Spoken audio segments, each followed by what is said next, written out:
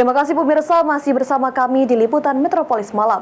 Open House menjadi tradisi dalam bersilaturahmi saat Hari Raya Idul Fitri.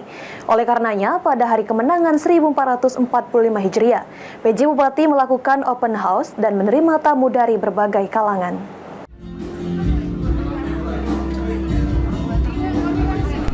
Open House menjadi tradisi dalam bersilaturahmi saat Hari Raya Idul Fitri. Menjawab hal itu, penjabat Bupati Banyuasin Hani Sopia Rustam menggelar open house di rumah dinas Bupati Banyuasin usai sholat Id. Tak hanya bagi aparatur sipil negara, sebagai orang nomor 1 di Banyuasin, Hani akan menerima tamu dari berbagai kalangan. Orang nomor 1 di Banyuasin ini memastikan jika open house yang dilakukannya terbuka untuk umum, mempersilakan semua warganya untuk hadir. PJ Bupati menambahkan, pihaknya tidak mematok berapa lama acara akan berlangsung. Ia juga berharap dengan silaturahmi di hari yang fitri ini, kehidupan masyarakat Banyuasin akan aman, damai, dan tentram dalam memaknai Hari Raya Idul Fitri 1445 Hijriah.